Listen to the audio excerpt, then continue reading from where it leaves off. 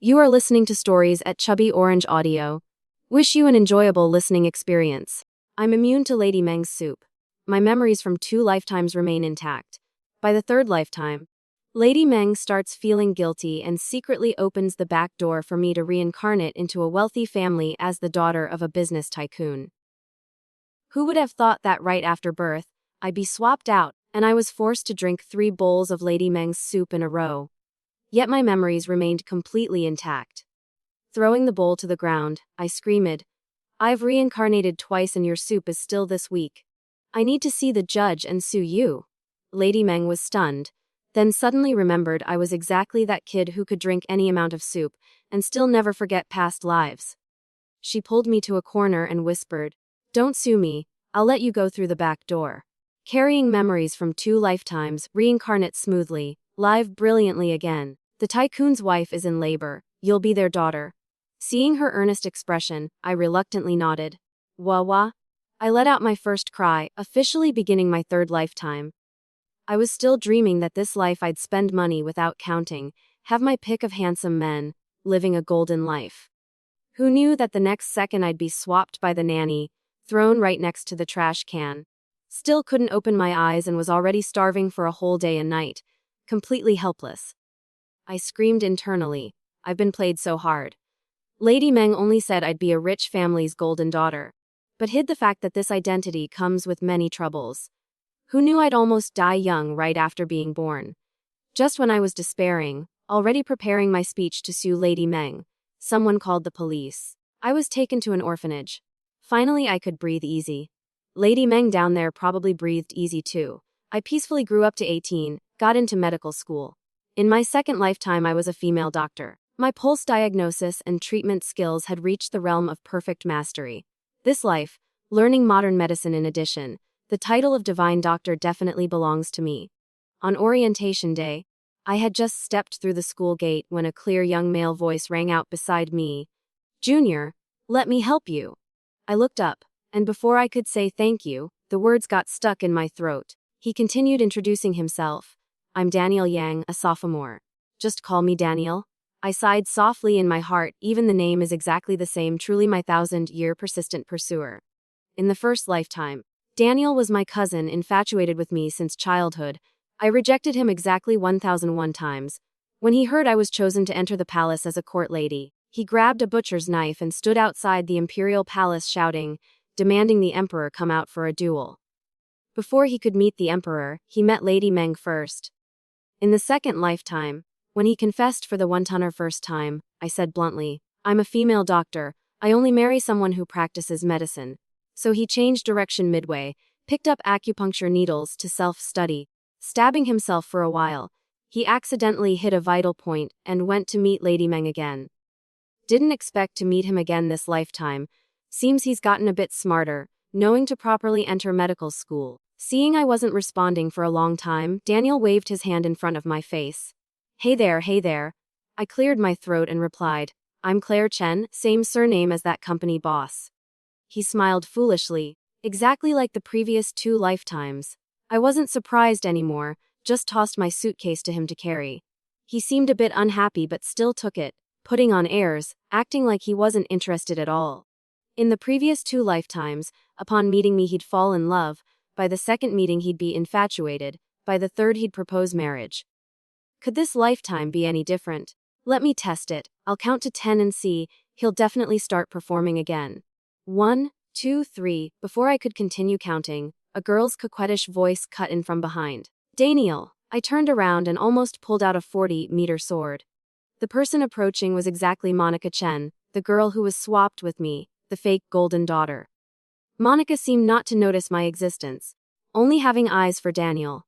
She ran over, smiling brightly and calling, "Daniel, I finally got into the same school as you." She reached out to grab his arm, but just as she touched the suitcase he was carrying, she discovered I was standing right next to him. The smile on her face immediately froze, one look and you could tell she was jealous.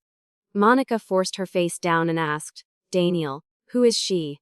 Without waiting for Daniel to speak, I answered for him, "I'm his girlfriend." Monica's face turned pale as a sheet, while Daniel's face turned red as a boiled shrimp.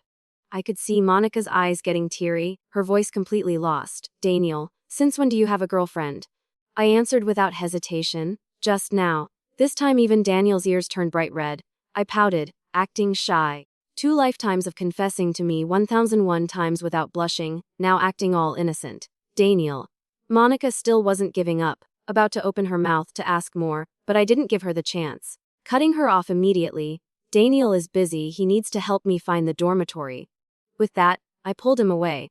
Those eyes behind us still followed persistently. I smiled coldly. She stole my parents, so I'll steal her boyfriend back. Fair and square.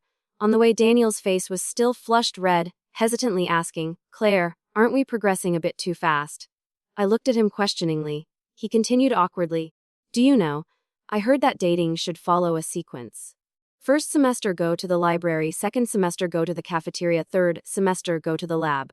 Fourth semester you can hold hands, fifth semester you can hug. But we just met today and already jumped to the 4th semester. Feels a bit awkward. The school organized a welcome ceremony for new students. Monica, as the representative of the new class, stepped onto the stage and played a Gukin piece called Flowers and Full Moon. The entire auditorium applauded thunderously. Teachers and classmates competed to praise her for being perfectly talented and beautiful. I laughed coldly. A rich family's golden daughter with only this much talent. The very next second, Monica turned toward me and loudly called out, Thank you everyone. Our class also has Claire, who is very talented too. Please invite her on stage to play a piece. Before I could refuse, the crowd below already cheered and pulled me onto the stage. As soon as I got up, Monica pretended to be friendly and hugged me, leaning close to my ear and whispering, You should thank me. Without me, an orphan like you would never know what a Gukin is in your entire life. Be careful when you touch it. You won't be able to handle it. After speaking, she pushed me toward the instrument. Below the stage, whispers began to rise. Who is that girl? Does she think she can compare with a tycoon family's golden daughter? I see her file says she's an orphan. What? An orphan who knows how to play Gukin. Don't make me laugh. I pretended to be deaf and calmly sat down, rolled up my sleeves, and gently plucked the strings. Flowers and Full Moon rang out under my fingertips. Sometimes joyful and bright, sometimes playful and mischievous. Just as I finished the last note, I clearly heard the entire auditorium hold its breath in unison. A moment later, applause erupted like thunder. Monica's face darkened. I glanced at her with obvious disdain. In my first lifetime I was a noble lady, proficient in music, chess, calligraphy and painting. What qualification does she have to compare? The principal stepped onto the stage and asked me how I could play Flowers and Full Moon so beautifully. I answered very honestly, because I wrote that piece. The entire school was stunned. Seems no one believed me. But I was telling the truth. That piece was written by me in my first lifetime when I was bored in the Imperial Palace, just fooling around. Never expected that hundreds of years later it would be considered a treasure passed down to this day. As I stepped down from the stage, everyone's eyes looking at me seemed strange. Daniel's gaze was even more so. I'd have to say it was bizarre. He approached me, looked at me with deep eyes and said, Little White, I miss you so much. I looked up at the sky and gave him a glare. What Little White? All 3 lifetimes I've carried the character Yoon, Cloud. Never had anyone call me Little White. Calling you Little White would make more sense. Seeing my confusion, he spoke again, Little White, you clearly didn't drink Lady Meng's soup. Why don't you remember me? As he spoke, he reached out to stroke my cheek, his fingertips ice cold. Let me think. Wait, how does he know I'm immune to Lady Meng's soup? Before I could think it through, he hugged me tightly. He whispered, Little White, don't leave me again. You idiot. I'm the one who should be called Little White. I've carried complete memories through 3 lifetimes. Clearly I'm the old white one here. I was about to push him away when he suddenly cried out and jumped back like he'd been electrocuted. Claire, you're doing 5th semester stuff again! You should let the other person take initiative. So embarrassing. He was both shocked and blushing, looking down shyly, as if he'd forgotten who had just initiated the hug. But I was standing there in the clear air feeling completely confused. Just then Monica appeared at exactly the right moment. Daniel, what were you 2 doing just now? I hate those people who clearly saw everything but still pretend to ask. I glared. Can't you see? We were hugging. Both Daniel's and Monica's faces turned bright red simultaneously. Daniel, didn't you say that even in college you wouldn't date anyone? She started tearing up again. Just looking at her gave me a headache. Fortunately, Daniel was the type who doesn't know how to talk, and answered matter of factly, I did say I wouldn't date you, but I never said I wouldn't date Claire. I couldn't help but laugh. That one sentence was enough to send Monica running away crying. The next morning, I personally brewed a bowl of Chinese medicine and brought it to Daniel, considering it a reward for making Monica cry and run away. He looked at me suspiciously. Claire, I'm not sick. Why are you giving me medicine? People with mental illness usually don't know they're sick. Daniel had just hugged me, and less than a minute later changed his tune saying I threw myself at him. Clear signs of personality disorder. In my previous life I treated all kinds of strange diseases, just never dealt with mental illness. Now having him as a test subject is quite perfect.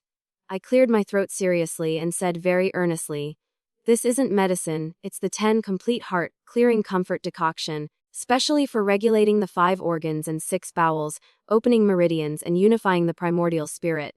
His eyes blinked rapidly, seems he didn't understand anything. I pushed the medicine bowl in front of him. If you're a man, drink it all. He looked at me, then down at the medicine bowl, then closed his eyes and drank it all. I smirked. Good boy, 3 lifetimes and you still obey me completely.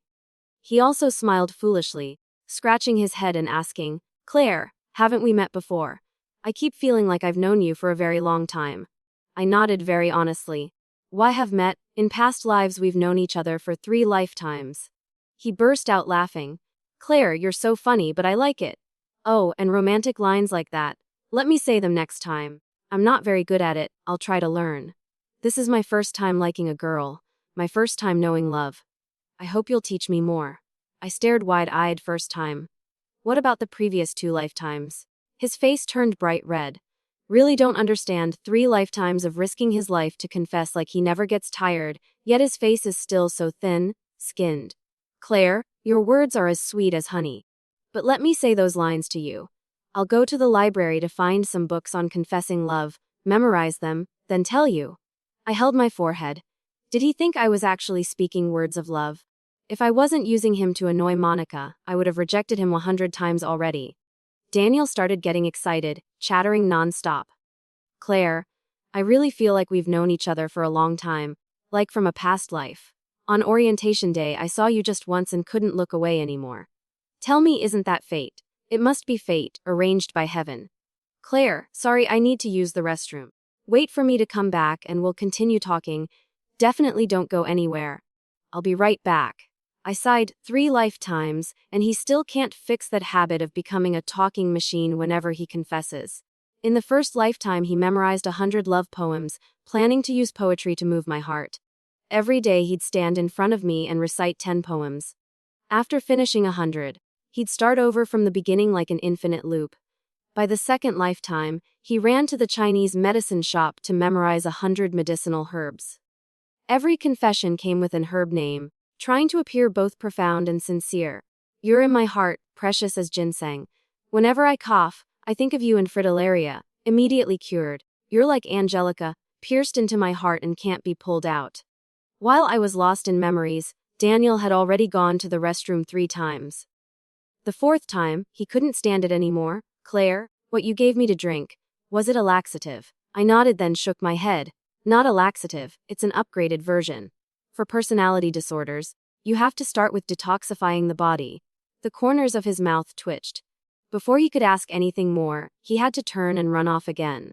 Several days passed, and Daniel's second personality no longer appeared. Seems the 10 complete heart, clearing comfort decoction I made was quite effective.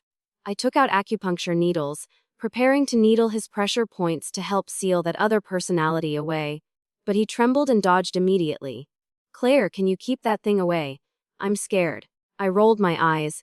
The incident of hitting a vital point was already 1 lifetime ago and he's still scared. Truly useless.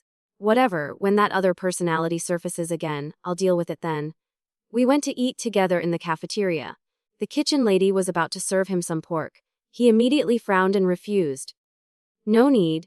I prefer plain rice, no dishes needed. In the first lifetime Daniel worked as a pig butcher. By the second lifetime, I noticed he never ate pork. Didn't expect it to be the same this lifetime too. Could he also retain memories from past lives? I asked suspiciously, "Have you ever drunk Lady Meng's soup?" He was startled for a moment, then burst into laughter like a madman. "Claire, you must read too many novels, right? Me drink Lady Meng's soup. I might as well be friends with the black and white impermanents." "Haha," I pouted. "I must be overly suspicious.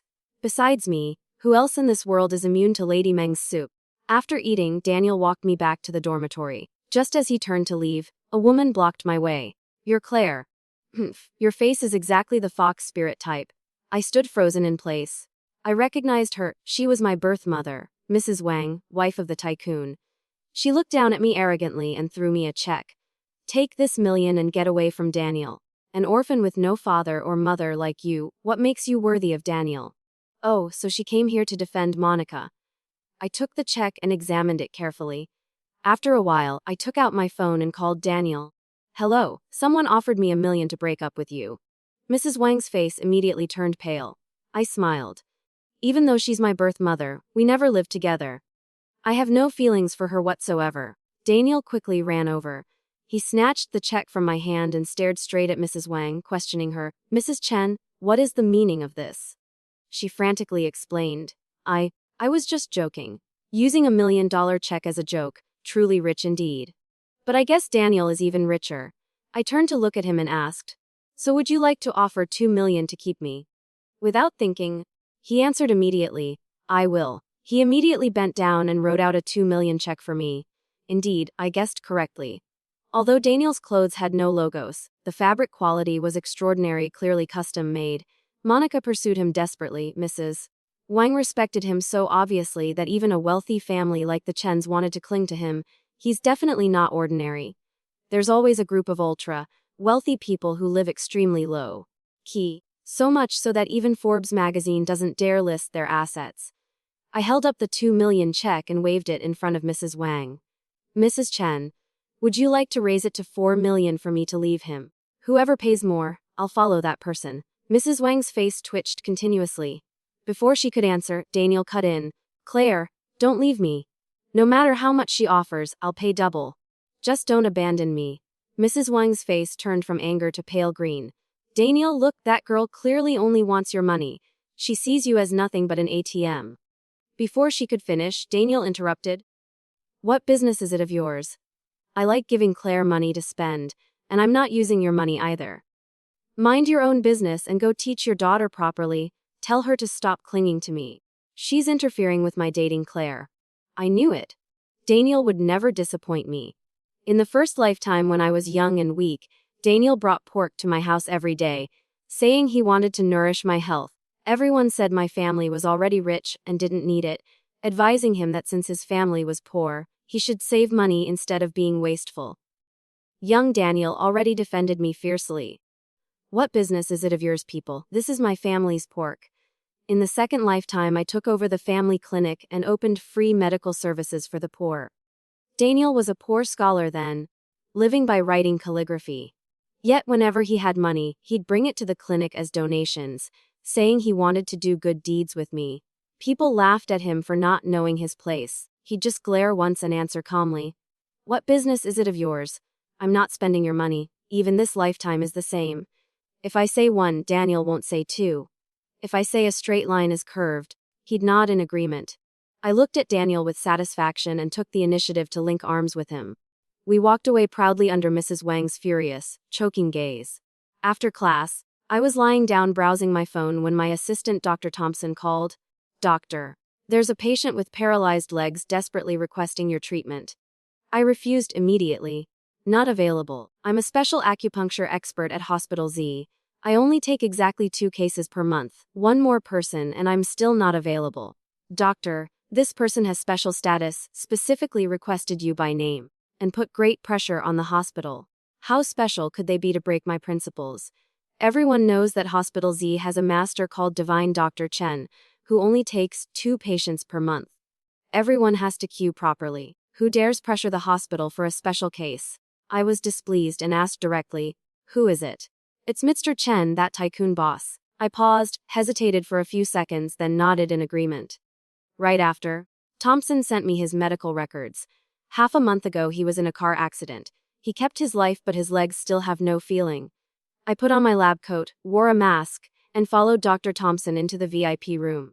As soon as she saw me, Mrs. Wang frowned. Professor Thompson, is this girl really divine, Dr. Chen? She didn't recognize me but clearly doubted my abilities. Makes sense, Doctor. Thompson with his white hair looks experienced, while I still look young. Dr. Thompson immediately became stern. Will had extreme difficulty inviting her here. If you dare be disrespectful, don't bother coming to our hospital again. Mrs. Wang quickly apologized. Mr. Chen seemed calm, not saying a word from beginning to end, his attitude hard to read. I waved for Dr. Thompson to clear everyone out. I have a habit. When treating patients, I work alone, don't show my face, and don't make conversation. Except for the hospital director and Dr. Thompson, no one knows my real face. But this time I spoke. I lowered my voice and told Mr. Chen, I can save you, but you must agree to one condition of mine. A month later, Mr. Chen could stand up. Right after that, the hashtag, fake golden daughter of the Chen family, shot straight to trending searches. I just smiled. Demanding a DNA test between Monica and the family was my suggestion. If he didn't agree, I wouldn't treat him. Chen was very opposed at the time, but for the sake of his legs, he finally nodded. You don't know until you test it. Turns out the daughter they raised for 18 years wasn't their biological blood. I heard the Chen couple both fell ill from the shock. My mood was excellent. I took the initiative to invite Daniel for dinner, his treat. We had just stepped out of the school gate when Monica blocked our way. She looked at Daniel with tears streaming down, sobbing and asking, Daniel, I'm no longer a rich family's daughter. Do you still like me? As she spoke, she swayed and was about to fall into his arms. Daniel immediately pulled me aside to dodge. Monica fell flat, crying even louder than before. Daniel, who doesn't know how to talk, answered matter of factly, even when you were a rich family's golden daughter? I didn't like you. This line was too harsh. I couldn't help but applaud and praise him. Monica glared at me with eyes sharp as knives. Then she pitifully turned to ask Daniel again, Daniel, for her sake, do you really want to cut off our childhood sweethearts bond? Hey now, what childhood sweethearts? Don't slander me in front of Claire. Daniel looked at me and quickly explained. When we were little, Monica and I were neighbors. She kept insisting on following me around as a disciple, but I kept chasing her away. Later my family moved, and I didn't even remember what she looked like. Yet now she dares claim we're childhood sweethearts. Boo-hoo, I'm so wronged. Claire, quickly hug me for comfort. Before I could react, he had already hugged me tightly. Very tightly, and whispered sweet nothings in my ear. Before meeting you, I never felt moved by anyone. I even thought I might like boys. Monica slandering me like this, you must defend me. I looked toward Monica and saw her eyes were lifeless, her spirit about to collapse. Truly, what is love in this world? It only makes people shed tears helplessly. 3 days later, the Chen couple came to find me. All children in orphanages have their DNA information stored in the national database, so it was only a matter of time before they found me.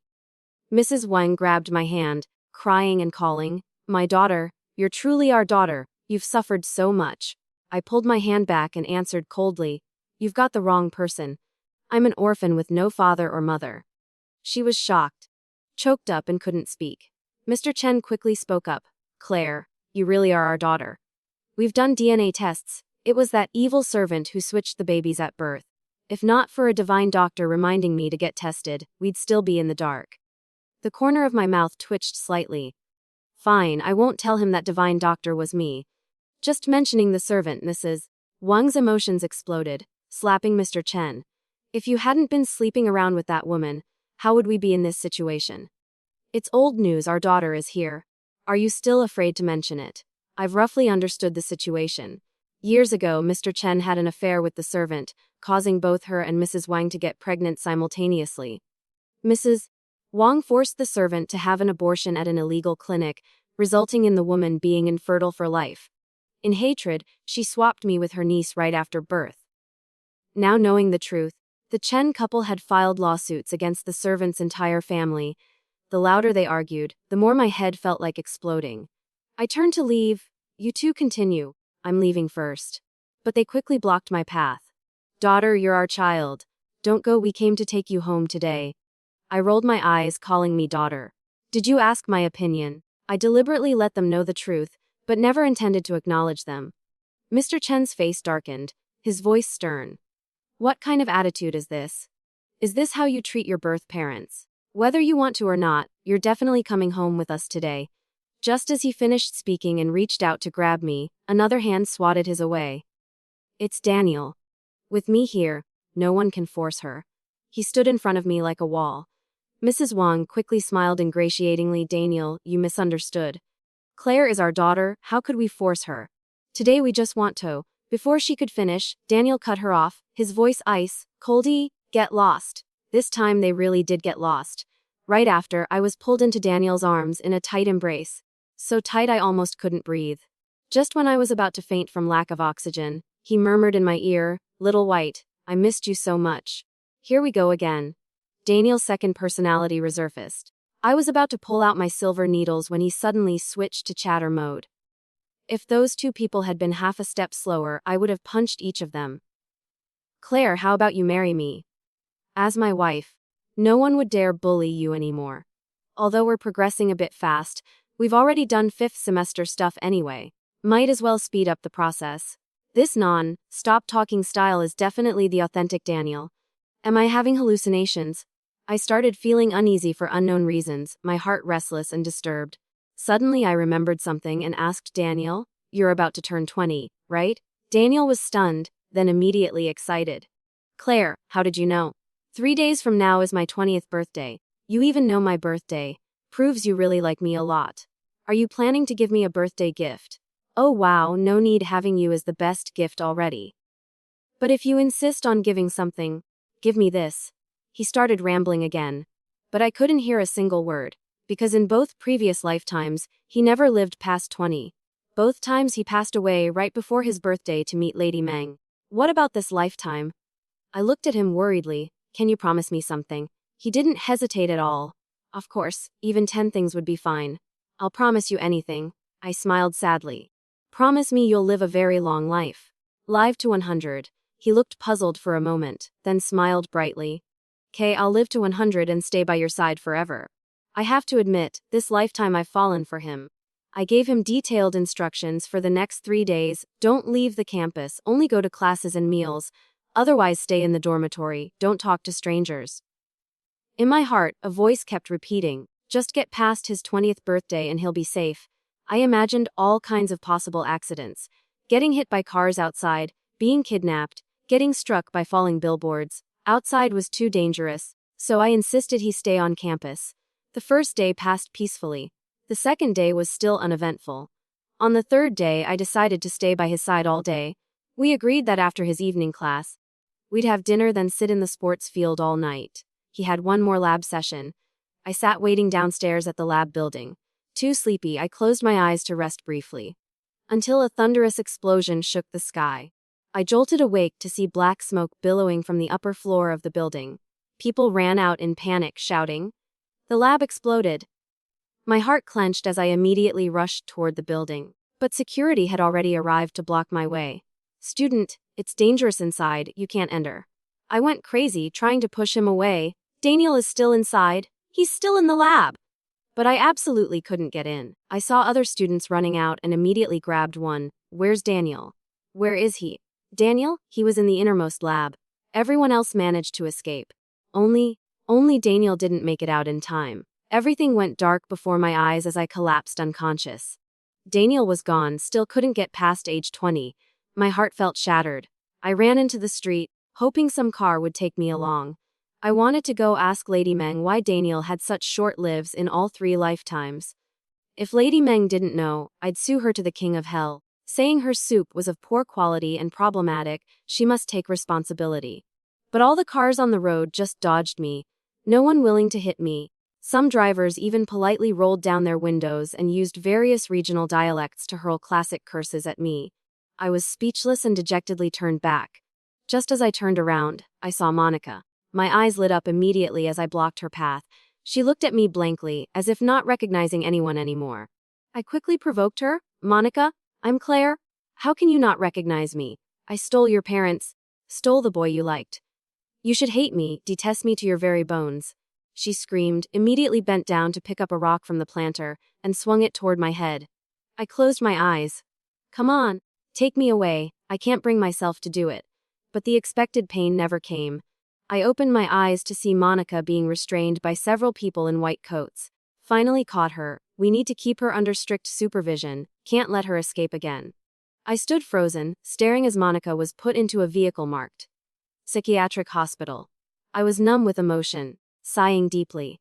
Seems there's no way I really am blessed with longevity. No matter how much chaos I cause, I just can't die. In my first lifetime I was selected for the palace. I sought nothing, yet people kept fighting me. In the end, everyone died one by one, leaving only me, a lonely Empress Dowager until the end of my days. In my second lifetime, I opened a clinic and taught many disciples, but I was a bit too zealous about healthcare, sending off class after class of disciples. Then even my grand disciples followed their ancestors. In the end, it was my grand disciples' who handled my funeral. I can predict that this lifetime I'll also become a centenarian, no doubt about it. After graduating college, I refused the Chen couple's invitation to join their company and opened my own traditional Chinese medicine clinic instead. Initially, I was determined to reject everything they planned to give me. Unexpectedly, a year later, the Chen couple died in an accident. I became the sole heir in their will, so I accidentally became a billionaire. And then I entered into romance. I dated a 20-year-old college student, handsome with a smooth tongue. He always called me sister, and sister. Sounded sweet as sugar cane. I kept interrupting him to call me Claire instead. I liked that form of address. I often drove him to and from school, ate together, went to movies together. When he wanted to hold hands, I refused, saying that was for the 4th semester. When he wanted to hug, I also refused, saying that was for the 5th semester. He laughed and said I was innocent, promising to marry me after graduation. I just smiled without answering, but before he could graduate, I dumped him.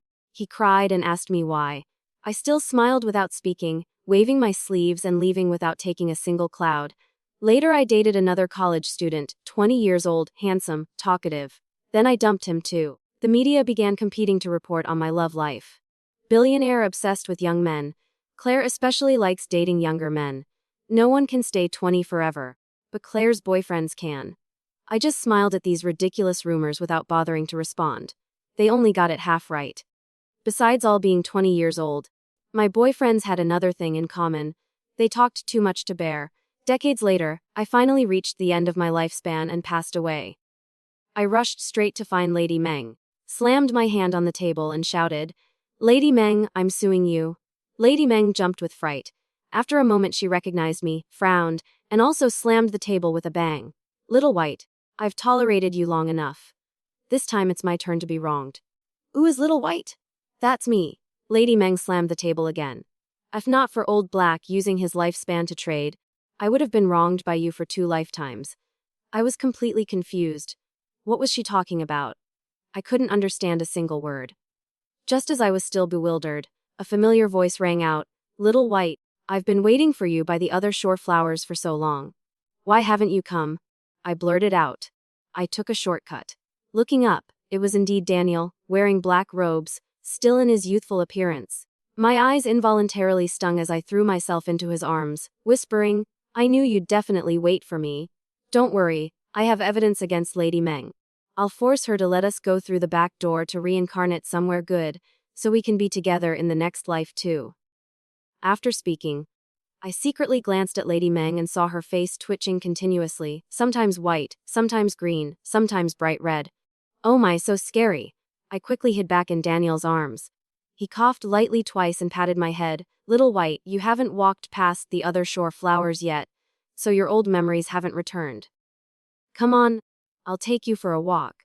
I didn't understand anything but still held his hand as we went to see the other shore flowers together.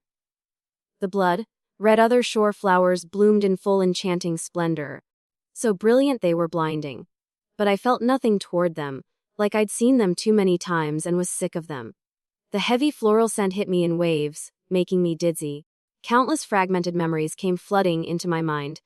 My head hurt so much I held it and crouched down. "Little White, do you remember now? Little White, who is Little White?" "Oh, it's me." When I stood up again, I was wearing white robes. I flicked my hair, glanced at him with a slight mischievous smile. Old Black, I'm back. I'm not Claire. I'm White Impermanence, feared by the three realms.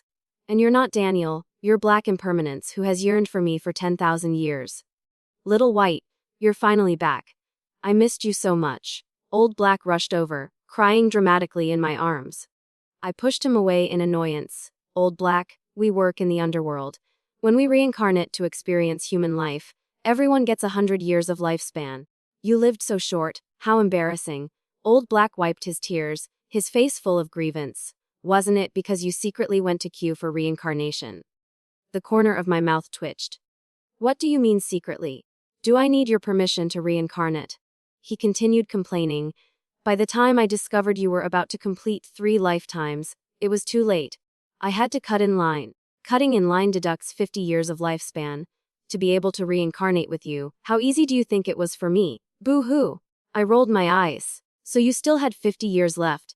Why didn't you live past 20 in all 3 lifetimes? He wiped his tears again. Wasn't it all because of you? To ensure I'd meet you in every lifetime, I voluntarily reduced another 10 years. To make my name the same in all 3 lifetimes so you'd remember me easily, another 10 years reduced. To prevent you from forgetting me and keep your past life memories, I had to request another 10 years reduction to get Lady Meng to water down her soup for you. I gasped several times. So all this time I wrongly blamed Lady Meng. From now on I'll have to take detours when I see her. Old Black was still wiping tears. My heart softened as I pulled him into a tight embrace. Alright, next time when I queue for reincarnation I'll definitely take you along. He immediately stopped crying and asked, Really? Little White, you're not lying to me, right? I pounded my chest in promise, really not lying to you. Though next time will probably be in 10,000 years, since we only get to queue for 3 lifetimes every 10,000 years. Thank you for taking the time to listen to today's story. I truly appreciate your comments, feedback, and thoughts. Don't forget to like, comment, and subscribe to support the channel. See you again in the next story.